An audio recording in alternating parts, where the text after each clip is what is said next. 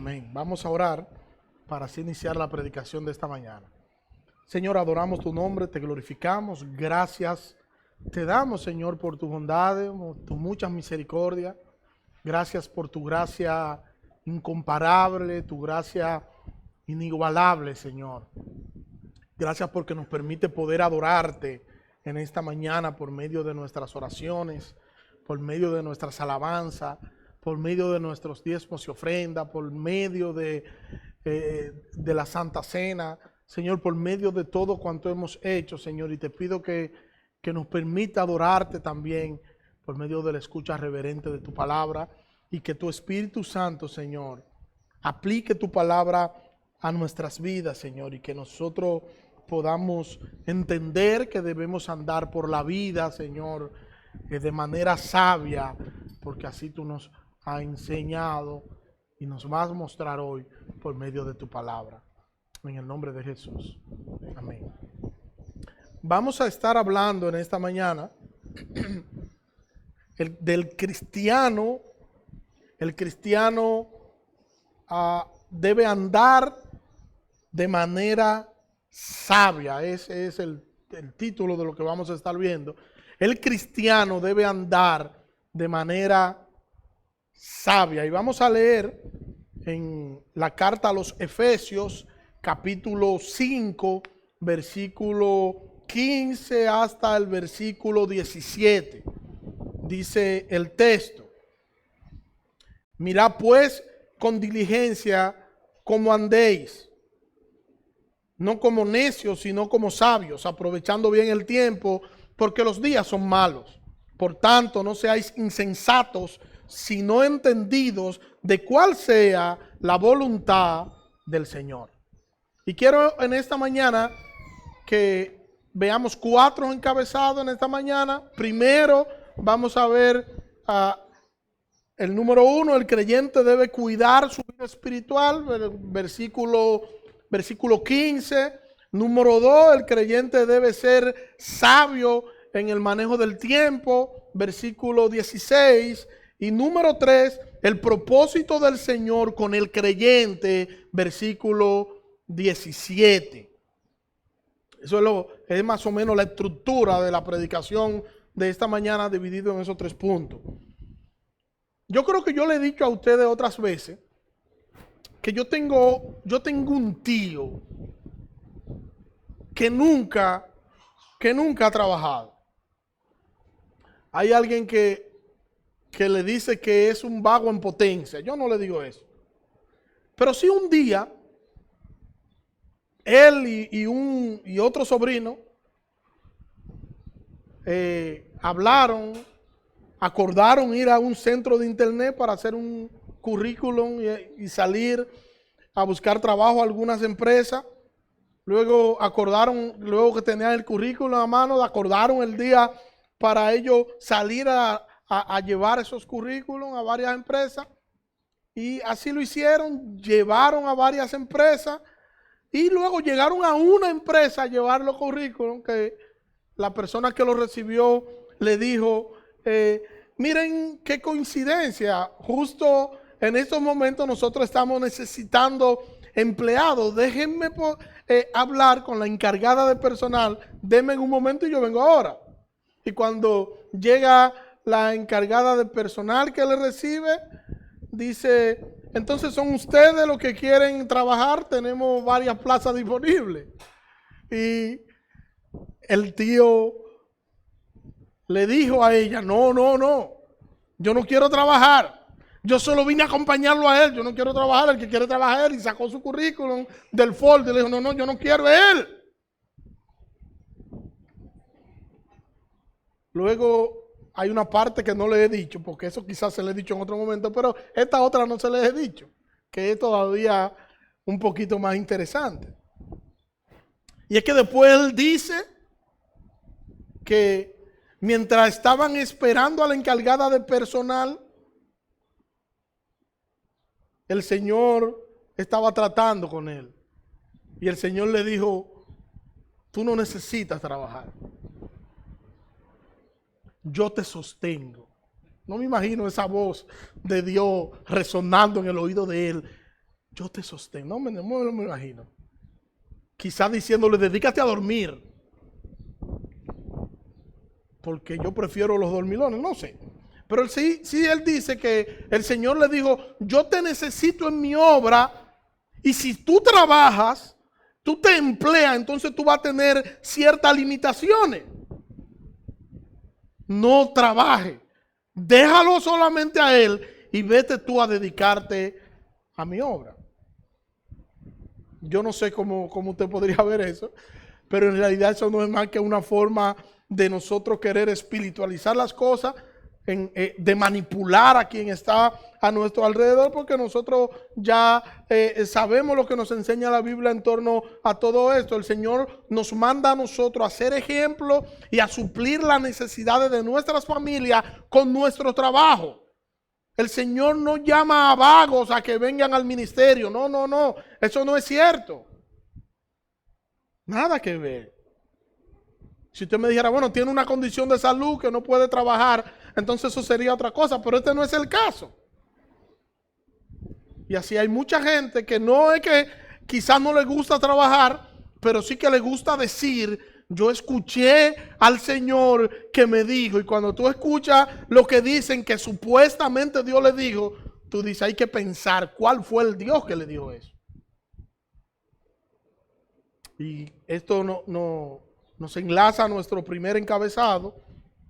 El creyente debe cuidar su vida.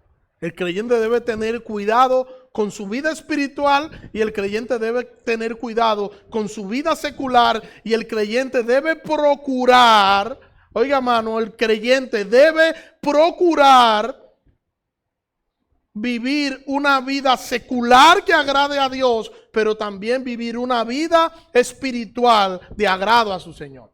Dice nuestro versículo 15, así que tengan cuidado de cómo viven, no vivan como necios, sino como sabios. Esa es la Nueva Traducción Viviente. El necio es aquel que actúa de manera irresponsable. El necio es aquel que solo piensa en él a pesar o aunque eso que él hace o decide hacer es una necedad y una torpeza, pero él lo considera como algo loable. Una definición de necio es alguien que insiste en los propios errores o se aferra a ideas o posturas equivocadas, demostrando o queriendo demostrar con esas posturas equivocadas que es una persona inteligente, y es todo lo contrario. Con ello lo que muestra es que es poco inteligente. Pero la Biblia define al necio como alguien que por darle la espalda a Dios está totalmente en una corrupción moral. Y podemos decir que el necio entonces, conforme a lo que nos enseña la Biblia, de este necio es aquel que vive apartado de Dios. El hombre necio es entonces aquel que nace espiritualmente muerto a Dios. El hombre necio es aquel que está sin Dios, es aquel que está separado de Dios, es aquel que es enemigo de Dios. Ese es un necio que no quiere reconocer quién es Dios.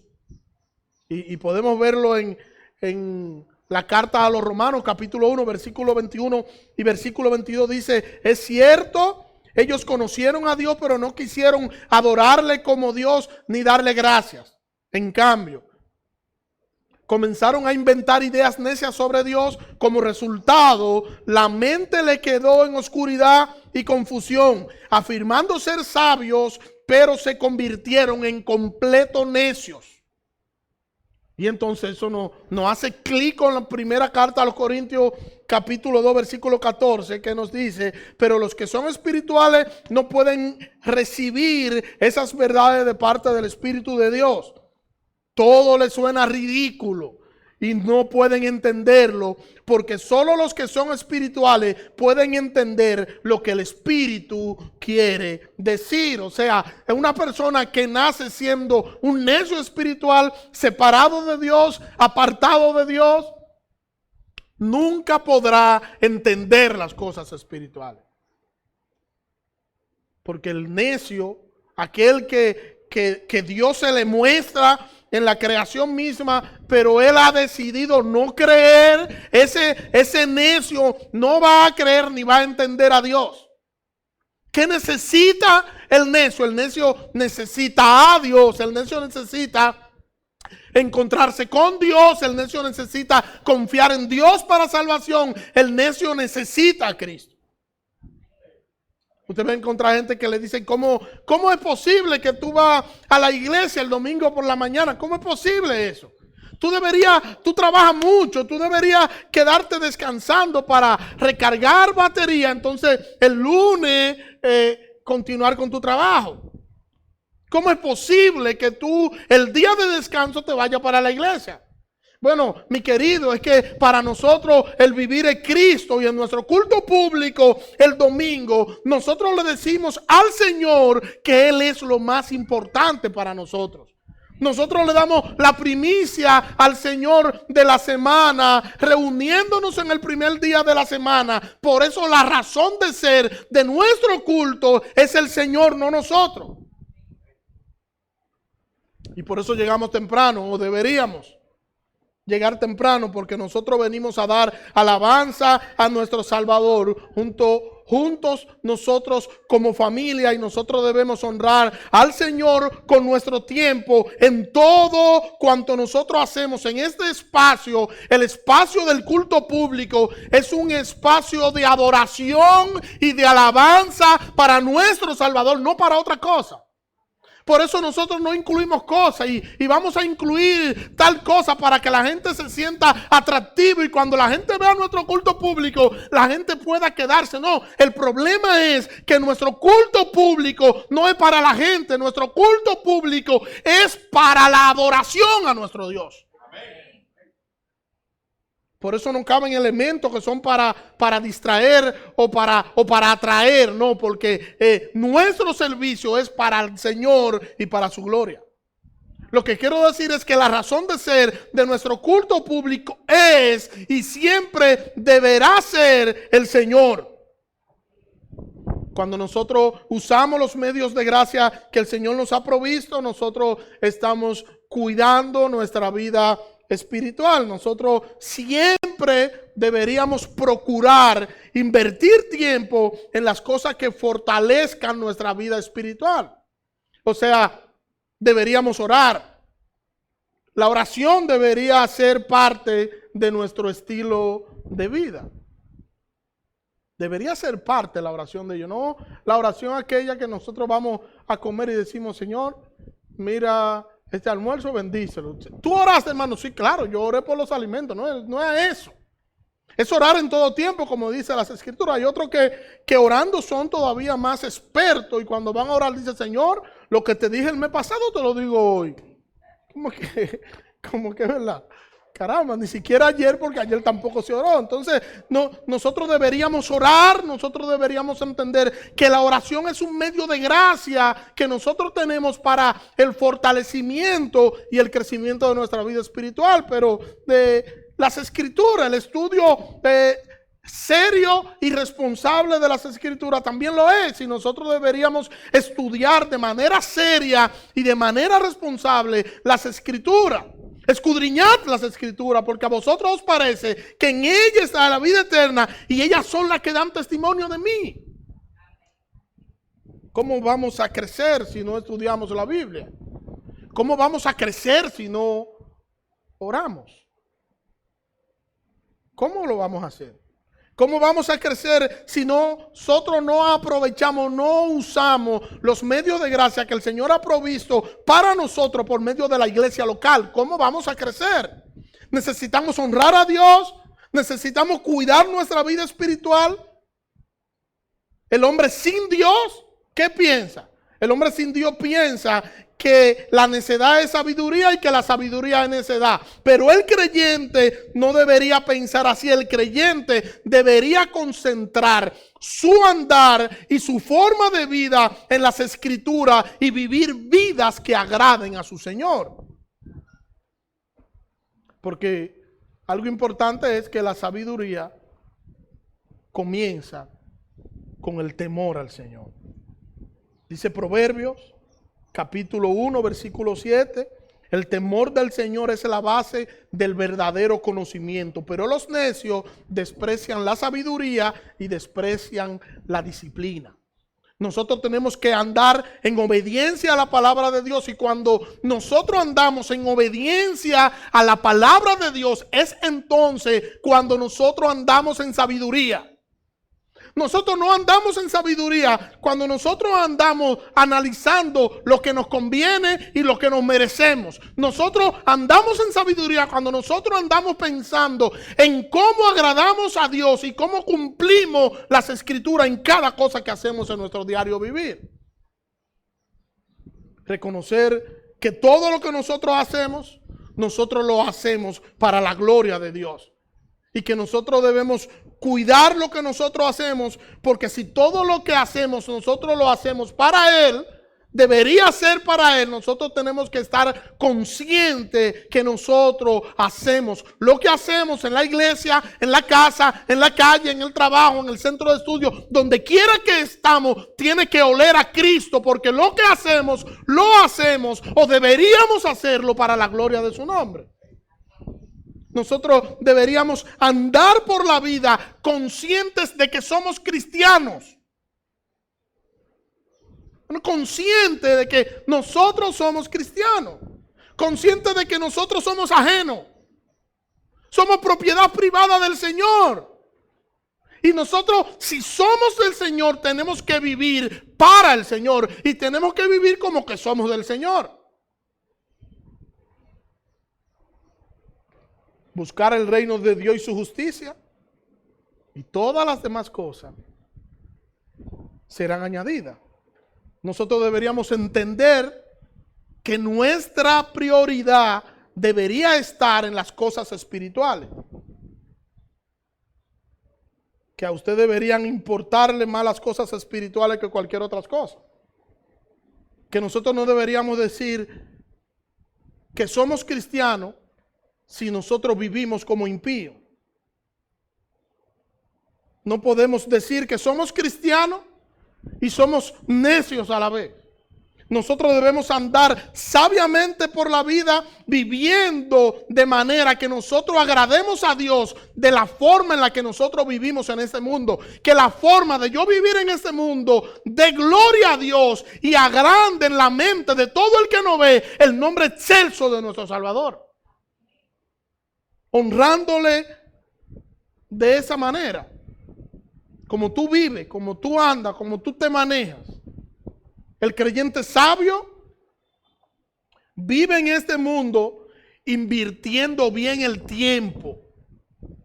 Un creyente sabio, ¿cuál es? El que vive en este mundo invirtiendo bien el tiempo. Y eso nos da paso a nuestro segundo encabezado. El creyente debe ser sabio en el manejo de su tiempo, aprovechando bien el tiempo, porque los días son malos, dice la Biblia de las Américas.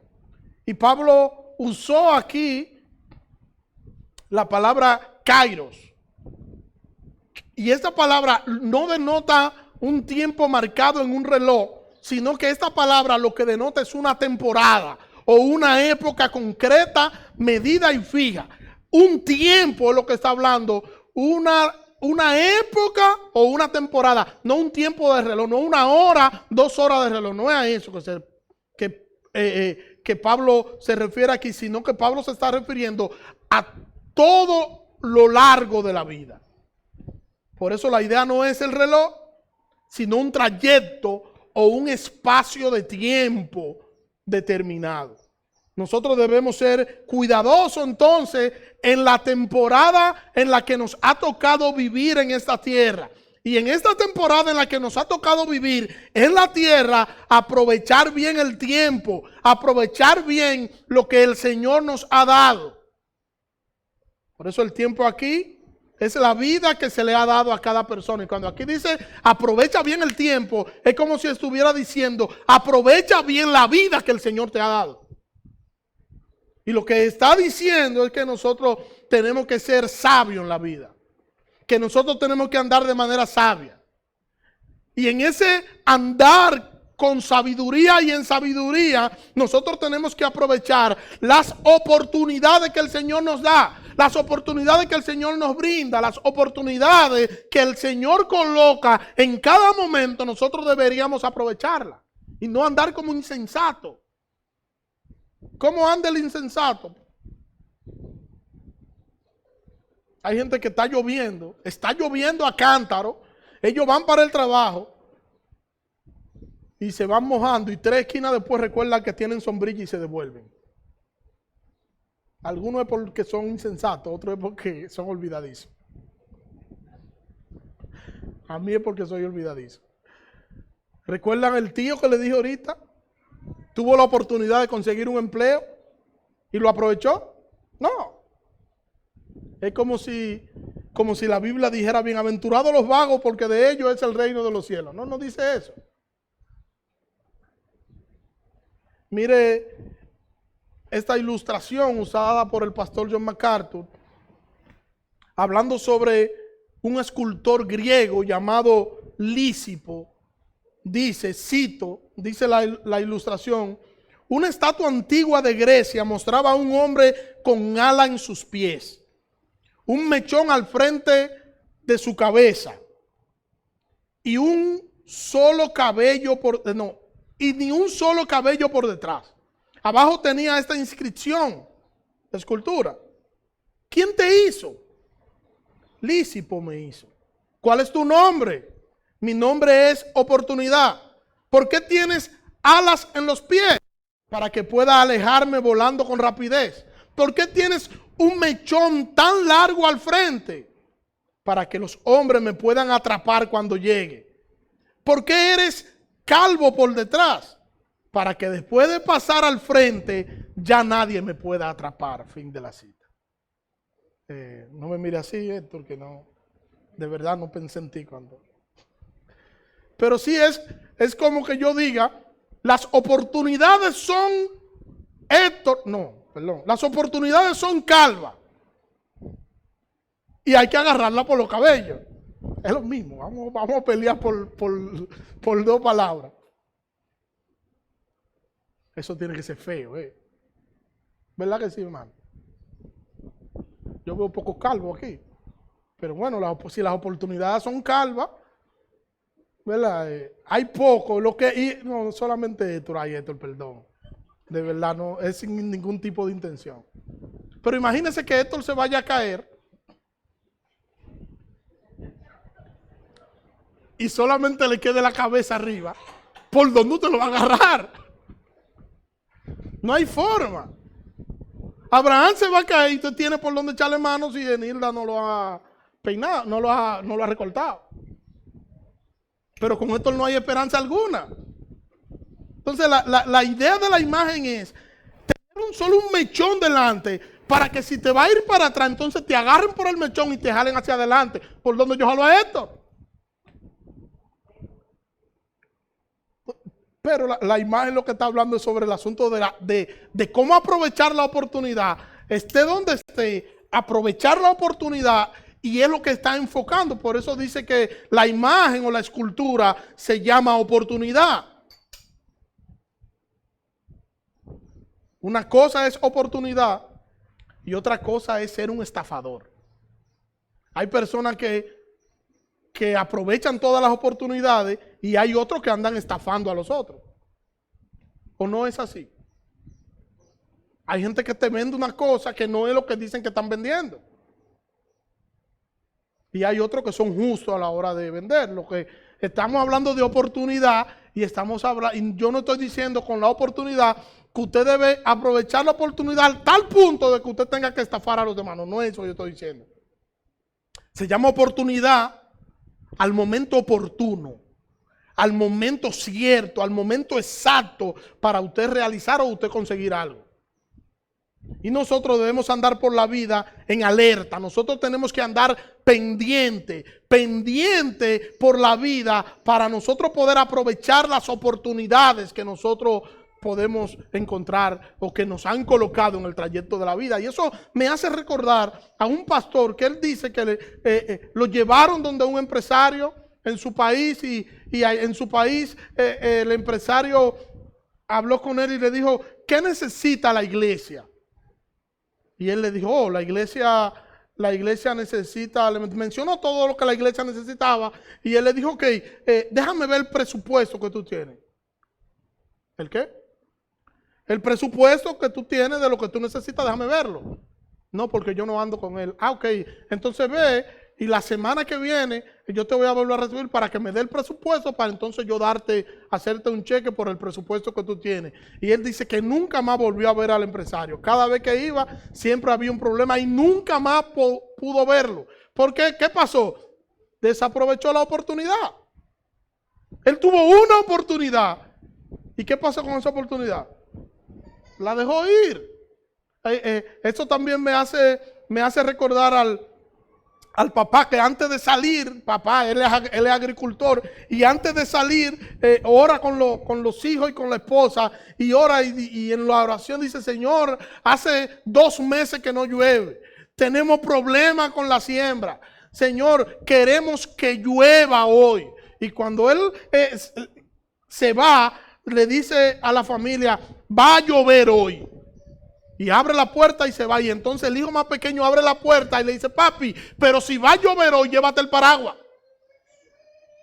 Nosotros tenemos que estar preparados y tenemos que andar por la vida en alerta, observando y mirando para nosotros poder aprovechar las oportunidades que el Señor tiene para nosotros. Porque de repente, en cualquier circunstancia, se nos puede presentar una oportunidad, nosotros no darnos cuenta y nosotros no estar preparados. Yo no sé si ustedes recuerdan a Eliseo y a Elías. Elías le pasa cerca a Eliseo y Eliseo lo siguió. Elías lo reprocha, pero a Eliseo no le importaba porque Eliseo entendía que esa era la oportunidad de conseguir lo que él quería. Mire cómo dice primer libro de Reyes, capítulo 2, dice, aconteció que cuando quiso Jehová alzar a Elías en un torbellino al cielo, Elías vino con Eliseo de Gilgal y dijo Elías a Eliseo, quédate ahora aquí porque Jehová me ha enviado a Betel. Y Eliseo dijo, vive Jehová y vive tu alma que no te dejaré. Versículo 4. Y Elías le volvió a decir, Eliseo, quédate aquí porque Jehová me ha enviado a Jericó. Y Eliseo volvió y le contestó, vive Jehová y vive tu alma, que no te dejaré. Vieron después ellos, bueno, después de ahí se fueron a Jericó. Versículo 6. Elías volvió y le dijo, te ruego que te quede aquí porque Jehová me ha enviado al Jordán. Y él le dijo, vive Jehová y vive tu alma, que no te dejaré. Y se fue entonces junto con Elías. Versículo 9. Cuando habían pasado, Elías dijo a Eliseo, pide lo que quiera que haga por ti antes que yo sea quitado de ti. Y dijo Eliseo, te ruego que una doble porción de tu espíritu sea sobre mí. Él le dijo, cosa difícil has pedido. Si me vieres cuando fuere quitado de ti, te será hecho así. Mas si no, no. O sea, Eliseo está interesado en una doble porción de Elías que va a ser quitado y que Dios se lo va a llevar. Y como él está consciente de eso, donde quiera que se movía Elías, se movía Eliseo. Eliseo, en el baño que estoy. Háblame claro. Háblame claro. Eliseo fue persistente y aprovechó la oportunidad. Y él sabía que no tenía otra oportunidad. Él tiene al hombre de Dios cerca y él no está dispuesto a dejarlo hasta que no reciba lo que él quiere. ¿Qué era lo que él quería? Él quería una doble porción. Y donde quiera que Elías se movía, nos dice la escritura, ahí estaba Eliseo. Elías le decía, quédate ahí que el Señor me llamó, no me importa, yo me voy contigo. Porque Eliseo sabía que no podía dejar esa oportunidad. Y el texto nos dice que después que el carro de fuego se llevó a Elías, ¿ustedes saben qué sucedió? Nunca más volvieron a ver a Elías, ni Eliseo ni nadie, porque obvio Dios se lo llevó. Y entonces ahí fue evidente lo que había hecho Eliseo. Y algo importante es que nunca más, oiga, nunca más volvió a ver ¿a quién? A Elías. Y lo que él quería, ¿quién era que se lo tenía que dar? Elías. Entonces él estaba preparado para hacer lo que tenía que hacer y pasar lo que tuviese que pasar, porque él tenía una visión y era que él quería una doble porción del espíritu de Elías y él lo iba a conseguir. Determinación. ¿Lo consiguió? Sí. Y eso me hace recordar, guardando la distancia, que cuando nosotros determinamos que nos íbamos a mudar de La Caleta, por muchas razones que no vienen al caso, nosotros estábamos esperando la oportunidad. La verdad, no teníamos ni siquiera el dinero suficiente para el alquiler. Dije suficiente para que ustedes puedan creer que teníamos algo. Por eso dije suficiente. Pero no teníamos el dinero ni siquiera para los depósitos. No me ayude, Brian. Déjame decirlo yo como yo quiero. Y un día estoy yo visitando a Zuleika. Ya nosotros estamos, eso es lo que tenemos en mente. Tenemos que mudarnos por varias razones y mudarnos cerca de la iglesia, pero no teníamos los recursos. Entonces estábamos en expectativa. Y un día, reitero, hablo con Zuleika. Zuleika. No veo a Zuleika. Zuleika. Y un día hablo con Zuleika y hablando con Zuleika en su casa, Zuleika me dice que tiene una amiga y que esa amiga tiene un apartamento y que ese apartamento estaba cerrado y que ella iba a hablar con esa amiga a ver si me alquilaba el apartamento y me lo alquilaba mucho más barato. La palabra que a mí se me quedó en la mente fue el más barato, no el apartamento. Y era para mí una oportunidad porque nosotros estábamos orando por eso. Y luego después que Zuleika me dijo eso, no hubo forma de yo dejarla tranquila. Pues yo, habló hermana con fulana, sí, que le dijo, yo voy a hablar con ella tal día. Zuleika habló con fulana, sí, que Zuleika no me dijo 2 o 3 cosas porque yo soy el pastor. Si no, Zuleika me dice yo, pero usted me tiene cansado. Y hasta que habló con la amiga nos alquiló el apartamento sin depósito, ¿verdad, hermana Zuleika? No habían depósito, ¿verdad? No. Sin depósito y pagando menos de la mitad de lo que pagaba el apartamento. Oiga, ¿cómo es? Pero si yo no le caigo atrás a Zuleika y comienzo y ahí. Eso lo imité yo de Eliseo. Y el Señor entonces así, ¿verdad? Aprovechamos esa oportunidad que el Señor nos puso. Nosotros debemos invertir, emplear al máximo todo el tiempo que nosotros tenemos, en nosotros dedicarlo al Señor y nosotros orar y ver qué está sucediendo en base a lo que nosotros estamos orando para ver las oportunidades que el Señor nos presenta en el camino. Amén. Yo estoy orando para que, el ejemplo que decía ahorita, yo estoy orando para que llueva. Tú estás orando para que llueva y no sale ni siquiera con un paraguas. ¿Y cómo es que tú estás orando? Yo estoy orando para que el Señor me dé un carro, compre una lanilla. Y dile, Señor, tengo la lanilla. ¿Verdad? Y ya. Pero cree que tú vas, es como el que va a la universidad y sigue hablando como un bachiller. No, habla, tú eres un profesional. Ya tú eres un profesional, créetelo. Pablo usa la palabra aprovechar aquí. Y esta palabra aprovechar que utiliza el apóstol Pablo aquí era un término griego para referirse a la compra de esclavos. Era como hacer una buena inversión en una compra de esclavos. Y esto hace alusión a lo que es andar sabiamente o comprar sabiamente en la vida.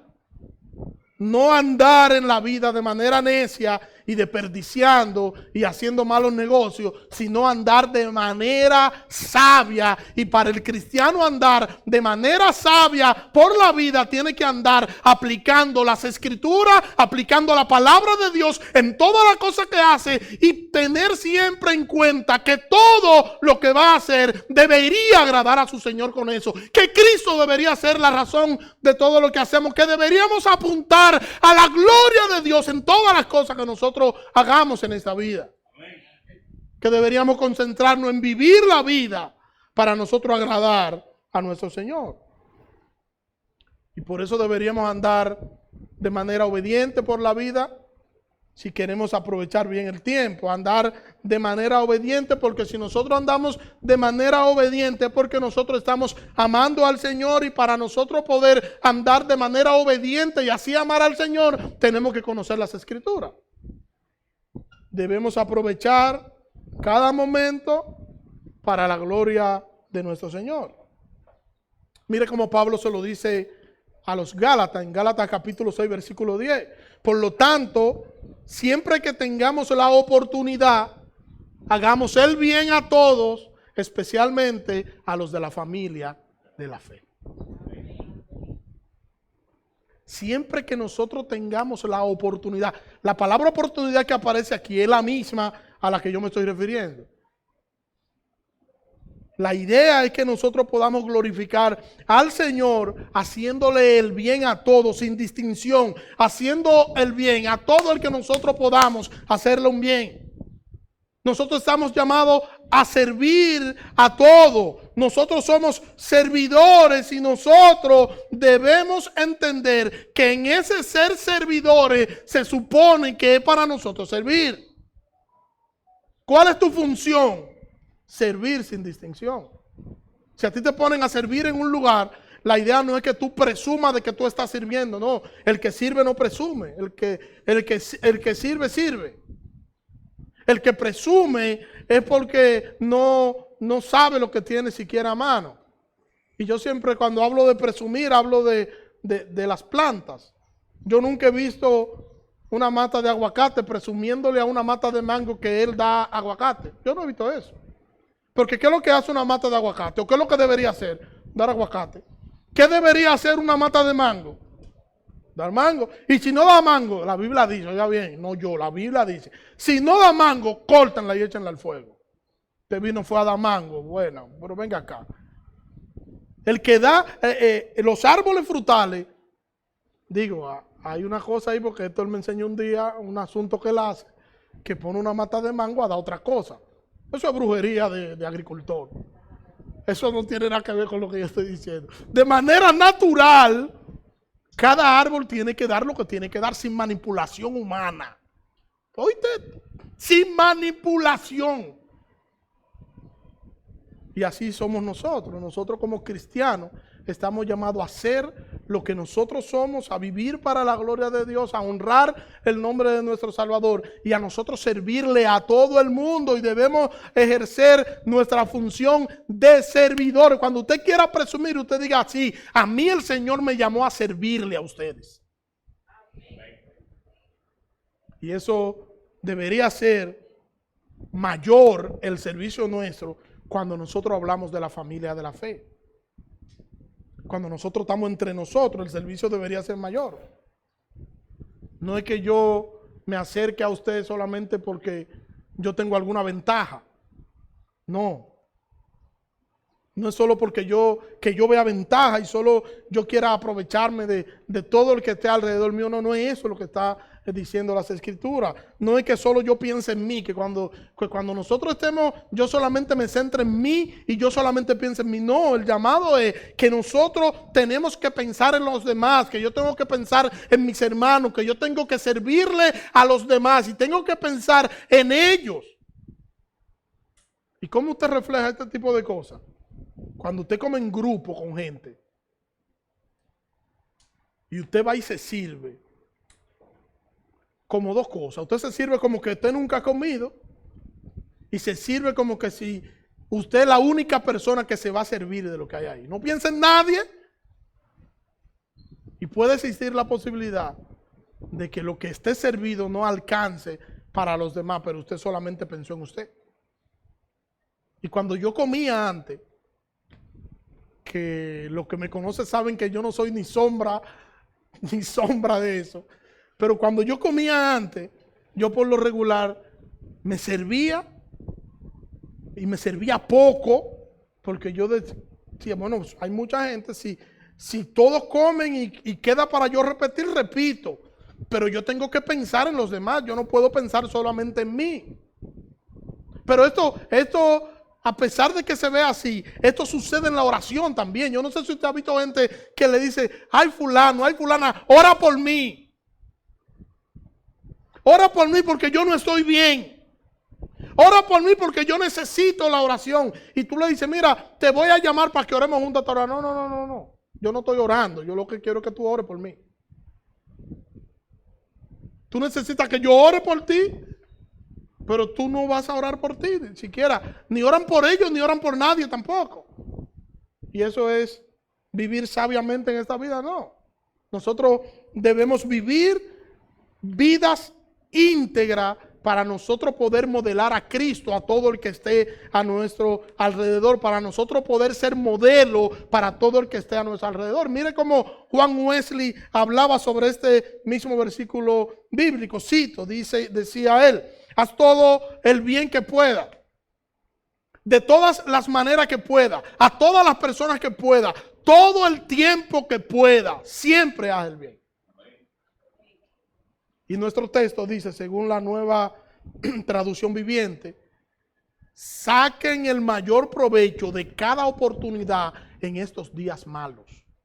Saquen el buen provecho. Ministerio La Palabra del Mesías presenta Se nos van a presentar Gema de Amor. y nosotros debemos sacar el mejor provecho, pero para nosotros poder sacar el mejor provecho a las oportunidades, nosotros tenemos que vivir en alerta, con las antenitas de vinil arriba, siempre en alerta, observando y viendo todo lo que está pasando a nuestro alrededor, para nosotros usarlo para nuestro beneficio y para nosotros glorificar a nuestro Salvador.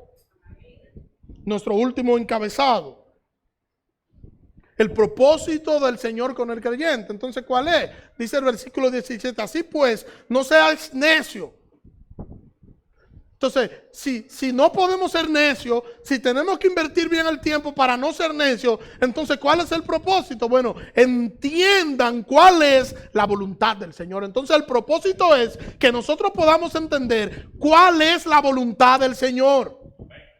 No sean necios sino entendidos de cuál es la voluntad del Señor, que es agradable y que es perfecta. Mire cómo lo dice la Nueva Traducción Viviente. No actúen sin pensar, más bien procuren entender lo que el Señor quiere que ustedes hagan. Los creyentes sabios no son insensatos, no viven corriendo frenéticos de un lado para otro, sin ningún tipo de dirección. No, los creyentes sabios no son aquellos que están en todas las actividades, en todas, y por allí van a hacer un culto de oración y ellos están ahí. Por el otro lado van a hacer un culto de imposición, ellos están ahí. Del otro lado van a hacer un concierto, ellos están ahí. Todas las actividades cristianas ellos están ahí porque ellos son sabios. No, eso no es ser sabio. El activismo no habla de nuestra espiritualidad. Lo que habla de nuestra espiritualidad es nuestra relación con Dios. No son los programas. No es nosotros estar involucrados en todos los proyectos posibles. El mucho activismo no indica que nosotros somos espirituales. Nosotros debemos tener una relación íntima con el Señor. Nosotros debemos vivir una vida en obediencia con el Señor. Y esa vida en obediencia con el Señor, que habla de nuestra relación con nuestra palabra, eso sí habla de nuestra espiritualidad. Orar de manera incesante y estudiar las Escrituras, eso sí habla de nuestra espiritualidad. Eso sí. Pero no el yo querer estar en muchas cosas. Nosotros tenemos que perseguir, nos dice el texto, la voluntad del Señor.